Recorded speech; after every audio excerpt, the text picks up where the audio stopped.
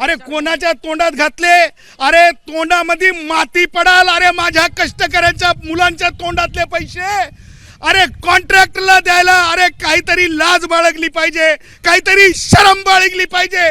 124 ज्या कष्टकऱ्यांनी जीव दिले त्याच कष्टकऱ्याच्या तोंडातले पैसे कॉन्ट्रॅक्टरच्या गळीखाली तर हा माणूस. तुम्ही सांगा मंत्री महोदय प्रताप सरनाईक जी, विचारतो तुम्हाला अत्यंत नम्रपणे की थांबू शकते का LIC वाला?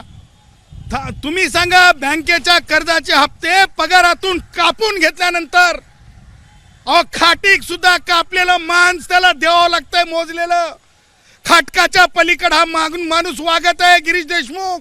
एसटी महामंडळ एकीकडे नवीन बस गाड्या विकत घेत आहे, नवीन बस गाड्या विकत घ्यायला पैसे आहेत, तिकीट दरवाढ केलेली आहे, पण कर्मचाऱ्यांच्या PFचे पैसे भरायला मंडळाकडे पैसे नाही आहेत. या संदर्भात बोलण्यासाठी आपल्यासोबत कर्मचारी संघटना आणि स्वतः डॉक्टर गुणरत्न सदावर्ते आहेत. नवीन बस गाड्या घेतल्या जात आहेत, बसच्या दरात भाडेवाढ केली जाते, परंतु कर्मचाऱ्यांचे पैसे द्यायला अजूनही मंडळाकडे पैसे का नाही?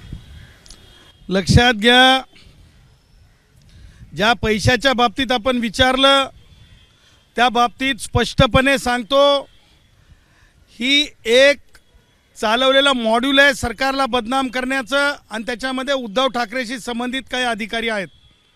त्याच्यामध्ये गिरीश देशमुख नावाचा फायनान्स डिपार्टमेंटमधून डेप्युटेशनवर आलेला अधिकारी आहे. त्या अधिकाऱ्याला बऱ्यापैकी माहीत आहे की PF प्रोव्हिडंट फंडचे पैसे कपात झाल्याच्या नंतर कोणत्याच पद्धतीने थांबवता येत नसतात, ते अदा करावे लागतात PF फंड ऑफिसला. त्याचबरोबर दुसरं जे मेडिकल बिलाचे रक्कम असते, ती मेडिकल बिलाची रक्कम तातडीनं अदा करायची असते, तीही केली जात नाही. तिसरी गोष्ट, LICचे पैसे सुद्धा अदा केले जात नाहीत. चौथी गोष्ट, ज्या कष्टकऱ्यांचे पैसे बँकेला म्हणजे बँकेचं कर्ज घेतलं त्या कष्टकऱ्यांनी म्हणून ते हप्ते कपात केलेले असतात, ते पैसे सुद्धा हा गिरीश देशमुख बँकेला सुद्धा पाठवत नाही. हे करण्यामागचं कारण ह्या माणसाची वृत्ती आहे. हा माणूस जे आहे सर्वसाधारणपणे टक्केवारीवाला माणूस आहे. ह्या माणसाच्या डोक्यातलं भूत जाता जाईना झालं, वैचारिक जे त्याच्या बसलेलं आहे त्याला हे समजत नाही की हे ड्रायव्हर साहेब, कंडक्टर साहेब, मेकॅनिकल साहेब हे अत्यंत म्हणजे कष्ट करणारा वर्ग आहे आणि या वर्गावर PWD सारखे पैसे मिळत नसतात. ही गोष्ट त्याला उलगडत नाही आहे. आणि ही गोष्ट आम्ही सन्माननीय मंत्री महोदय परिवहन खात्याचे सरनाईक साहेबांना भेट घेऊन, या विभागाचे म्हणजे महामंडळाचे MD श्री कुसेकर साहेब होते त्या बैठकीला, 1 आठवडा अगोदर आम्ही भेट घेतली आणि आम्ही सांगितलं की साहेब हे पैसे आपल्याला अदा करणं आवश्यक आहेत, कारण हे पैसे जे आहेत PFचे असो किंवा बँकेच्या कर्जाचे असो, हे पैसे कष्टकऱ्यांच्या पगारातून ऑलरेडी कपात केलेले आहेत. हे दुसरीकडे पैसे वापरता येत नाहीत आणि हे काय कमी पैसे नाहीत, कोट्यांशी रुपये आहेत आणि एक महिन्याचे नाही, 6 महिन्याचे पैसे पेंडिंग आहेत. अरे लोक रिटायर्ड झालेत, देशोधडीला लागल्यासारखं, लेकरा बाळाचे लग्न आहेत लोकांच्या, अरे दवाखाना आहे. अरे जर तुम्ही PFचे पैसेच तिकडे दिले नाही तर त्या रिटायर्ड झालेल्या लोकांना PFचे पैसे कसे मिळतील? अरे तुम्ही बँकेचे हप्ते अहो 250 कोटी रुपयापर्यंत कापून घेतलेले आणि नोटमध्ये लिहितो की नाही हे पैसे अदा करता येणार नाहीत. कशासाठी? अरे त्या पगारातले पैसे तू कापलेस, तू नंतर टेंडरवाल्यांना, पेंटिंगवाल्यांना दे ना, नंतर तुझ्या कोणत्या आणखीन ज्याला द्यायचे त्याला दे ना, पण आधी कष्टकऱ्यांच्या पोटच्या गोळ्यांना, अरे उद्या लेकरांचे प्रवेश आहेत, अरे उद्या लग्नसराई आहे, पैसे द्यायचं नाव नाही, कारण टक्केवारीमध्ये येते. आम्ही मंत्री महोदयांना सांगितल्याच्या नंतर मंत्री महोदयांनी तातडीने सांगितलं होतं पैसे अदा करा, 50 कोटी द्या. तरी सुद्धा हा माणूस आज तुम्हाला सांगतो, हा इथे न थांबता सकाळीच पळून गेला. कुठं पळून गेला माहिती नाही. सांगायचं तात्पर्य की ही गोष्ट जी आहे अत्यंत वेदनादायी आहे. ही गोष्ट जर म्हणजे कष्टकऱ्यांचे पैसे कापून घेऊन PFला न देणे, मेडिकल बिलला न देणे, अदा न करणे, अरे 6 महिने मेडिकलचं आपलं मेडिकलवाला थांबणार आहे का? दवाखानेवाला थांबणार आहे का? मला सांगा मंत्री महोदय, प्रश्न विचारतो तुम्हाला नम्रपणे, तुम्ही आमच्या सरकारचा भाग आहेत, आम्ही तुमची माणसं आहेत, तुम्ही आमचे मंत्री आहात. तुम्ही सांगा की दवाखानेवाला थांबू शकतो का? तुम्ही सांगा मंत्री महोदय प्रताप सरनाईकजी, विचारतो तुम्हाला अत्यंत नम्रपणे की थांबू शकते का LIC वाला?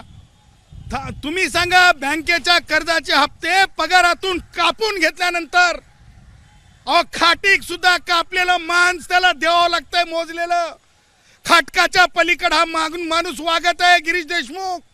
हा उद्धव ठाकरेचा चेला बेला आहे. याच्यावर कारवाई कधी करणार? नुसते याला निलंबित करून चालणार नाही. याच्यावर चीटिंग, याच्यावर मिसअप्रोप्रिएशन ऑफ फंड, याच्यावर तुम्हाला मिसकंडक्ट, याच्यावर भादवी खालचे गुन्हे दाखल व्हावे लागतात. आणि म्हणून नम्रपणे मी पुन्हा एकदा मंत्र्यांना आवाहन करतो, येणाऱ्या आजच बैठक झाली आमची. हे सगळे बैठकीला राज्यातून आलेले प्रतिनिधी आहेत. सन्माननीय मंत्री महोदय प्रताप सरनाईकजी, आम्ही तुम्हाला येऊन नम्रपणे विनंती केली, आजही आवाहन करतो, आपण जर तातडीनं केलं नाही तर दत्तोपंजी ठेंगडी भारतीय जनता पक्षाचे मोठे नेते आणि कामगारांचे नेते होऊन गेले. त्यांनी सांगितलेले शब्द आठवून तुम्हाला सांगतो की कायम कष्टकऱ्यांनी बोलत राहावा, आवाज उठवत राहावा. सरकार आपले जरी असले तरी त्याच गोष्टीचा धागा धरत नक्की आम्ही आपल्या निवासस्थानासमोर आज आमरण उपोषण करण्याचा निर्णय घेतलेला आहे. आम्ही ठाण्याला सन्माननीय मंत्री महोदयांच्या निवासस्थानासमोर एकतर गिरीश देशमुखला गुन्हा दाखल करून अटक करावी आणि कर्जाचे पैसे बँकेचे कापलेले, त्याचबरोबर PFचे पैसे, व्याज, अरे कोट्यांशी रुपये व्याज, 250 कोटी, अरे कोणाच्या तोंडात घातले? अरे तोंडामध्ये माती पडाल. अरे माझ्या कष्टकऱ्यांच्या मुलांच्या तोंडातले पैसे अरे कॉन्ट्रॅक्टरला द्यायला अरे काहीतरी लाज बाळगली पाहिजे, काहीतरी शरम बाळगली पाहिजे. 124 ज्या कष्टकऱ्यांनी जीव दिले त्याच कष्टकऱ्याच्या तोंडातले पैसे कॉन्ट्रॅक्टरच्या गळीखाली तर हा माणूस.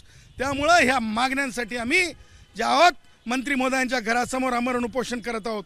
आम्ही त्याचबरोबर नम्रपणे माननीय उपमुख्यमंत्री एकनाथरावजी शिंदे साहेबांना सांगत आहोत की एकनाथरावजी शिंदे साहेब, आपल्याकडचं खातं आहे, आपल्या पक्षाकडे खातं आहे, आपण याच्यावर तातडीने बैठक लावावी. त्या बैठकीला बोलून दूध का दूध पाणी का पाणी करावं. आणि हा जर ढोंगी आम्ही दाखवल्याप्रमाणे पुराव्यानुशी जर हा उद्धव ठाकरेचा चेला बेला निघाला नाही तर आम्ही शिक्षा भोगतो. अन्यथा याला सुद्धा याच्या कारनाम्यांमुळं कायदेशीर धोबी पछाड करून याच्या की नाही मागे जे आहे ज्याला म्हणतो याच्या बुडावर कार्यक्रम करून याला पळवून लावा. दुसरी गोष्ट अशी आहे की केवळ प्रताप सरनाईक नाही, काही शिंदे गटातले जे मंत्रिपदावर आहेत त्यांचा असा वेगळा आरोप आहे की महायुतीत त्यांच्या मंत्र्यांना जेवढा मान दिला पाहिजे तो दिला जात नाही आहे. प्रशासकीय अधिकारी जसे हे आहेत, प्रशासकीय अधिकारीच त्या खात्याचा कारभार सांभाळतात आणि मंत्र्यांच्या शब्दाला तितकीशी किंमत दिली जात नाही, अशी प्रताप सरनाईक यांच्यासह काही मंत्र्यांनी अशी मागणी केली. नाही पहा, त्याच्या बाबतीमध्ये मला माहिती नाही आहे, त्याच्यामुळं मी बोलणं योग्य नाही. सन्माननीय मुख्यमंत्री महोदय आणि दोन्ही उपमुख्यमंत्री महोदय अजितदादा पवार, सन्माननीय उपमुख्यमंत्री महोदय एकनाथरावजी शिंदे साहेब त्यावर आपल्याला उत्तर देऊ शकतील. परंतु एक अधिकाऱ्यांनी आपली मर्यादा लक्षात ठेवली पाहिजे. हे अमर्याद झालं म्हणजे एखाद्या गोष्टीचा निधी देणं हे फायनान्स डिपार्टमेंटचं कर्तव्य आहे. तुम्हाला सांगतो, आता तुम्ही विचारलंच प्रश्न म्हणून, असं होत नाही निधी देण्याच्या बाबतीत. सन्माननीय मंत्री प्रताप सरनाईक साहेबांकडे जेव्हा बैठक चालू होती त्या बैठकीत मी होतो, IAS अधिकारी सन्मान्य कुसेकर साहेब होते. अजितदादा पवारांचा फोन जेव्हा सन्मान्य मंत्री प्रताप सरनाईक साहेबांना मी बोललो अजितदादांना, अजितदादांनी ताबडतोब जे आहेत किती 350 कोटी ना किती दिले किती आले पैसे 350 कोटी रुपये अजितदादांनी अगदी महामंडळाला 4 दिवसामध्ये वर्ग केले. जेव्हा एवढं म्हणजे गतिमान प्रशासन आहे, अजितदादा पवार साहेबांनी सन्माननीय मंत्री महोदयांनी उपमुख्यमंत्री महोदयांनी पैसे पाठवले. पैसे पाठवल्याच्या नंतर या दळभद्री माणसांनी सगळ्यात अगोदर PFचे पैसे भरायला पाहिजेत, मेडिकलचे बिलं द्यायला पाहिजेत. अरे 6 महिन्याचे बँकेचे लोकांचे म्हणजे त्यांच्या पैशातून पगारातून कापून घेतलेले बँकेचे हप्ते. अरे बँकेचे जे हप्ते जर तुम्ही कॉन्ट्रॅक्टरला देऊ लागले तर हे काय प्रकार आहे. त्याच्यामुळे ज्या वेळेस ज्या खात्याच्या सन्मान्य मंत्री महोदयांना STच्या बाबतीत कळतंय त्यावेळेस तातडीने कारवाई होते. खरोखर अजितदादा पवारांनी किती तातडीने म्हणजे 4थ्या दिवशी पैसे आले. त्यांनी हे पाहिलं नाही की सदावर्ते कोण आहेत, कोण ST आहे, STची भूमिका ह्यापूर्वी काय राहिली, आता काय राहिली, किंवा कोणतीही म्हणजे नरोवा कुंजोरवा न करता तातडीनं पैसे मिळाले, याचा अर्थ गतिमान शासन आहे. शासनाला दोष देऊन काय फायदा? उद्धव ठाकरेचे काही बगलबच्चे, उद्धव ठाकरेचे काही प्यादे हे सगळं करत आहेत. आणि मागे जे एक म्हणजे भानगड उघडी पडली होती 2100 कोटीच्या टेंडरची, त्याच्यातला हा पार्ट आहे, त्याच्यातलाच हा आहे ज्याला म्हणतो की नाही आपण ते जे वेगवेगळे नाही केमिस्ट्रीमध्ये वेगवेगळे बॉन्ड असतात, त्याच्यातला हा एक बॉन्ड आहे. कधीपासून तुमचं आंदोलन सुरू होईल? तुम्ही काय अल्टिमेटम देता का की या ठराविक मुदतीपर्यंत या अधिकाऱ्याची उचलबांगडी किंवा कारवाई करा? आपल्या माध्यमातून प्रताप सरनाईक साहेबांना सांगू इच्छितो की आजच झालेल्या मिटिंगमध्ये स्पष्टपणे तशा प्रकारचा ठराव घेतला आहे. अत्यंत शांततेच्या मार्गानं सन्माननीय कामगारांचे नेते दत्तोपंजी ठेंगडी साहेब यांच्या विचारांना विनम्र अभिवादन करत, कामगारांचे कैवारी भारतरत्न डॉक्टर बाबासाहेब आंबेडकरांना अभिवादन करत, त्याचबरोबर सन्माननीय पंडित नथुरामजी गोडसे यांच्या विचारांना अनुमोदन करत आम्ही ठराव पास केलेला आहे की देशमुखवर कारवाई झाली पाहिजे. ह्या मागण्या ताबडतोब मान्य झाल्या पाहिजेत. कर्जाचे पैसे, PFचे पैसे, मेडिकलचे पैसे, LICचे पैसे अदा झाले पाहिजेत. अन्यथा आम्ही त्यांच्या निवासस्थानासमोर जे आहेत आमरण उपोषणाला बसणार आहोत. हा ठराव झाला आहे, तो ठरावाची कॉपी आणि ते आम्ही पाठवून देऊ. आणि लवकरात लवकर जर झालं नाही तर येणाऱ्या 2 आठवड्यामध्ये म्हणजेच अधिवेशनाच्या अगोदर आम्ही उपोषणाला बसू. प्रशासकीय अधिकाऱ्यांच्या विरोधात आता हे आंदोलन अधिक तीव्र करण्याचा निर्धार इथं सदावर्ते आणि त्यांच्या अध्यक्षतेखाली असलेल्या कामगार संघटनेनं व्यक्त केलेला आहे. कॅमेरामन मनोज जयस्वाल समेर राणे, ABP माझा, मुंबई.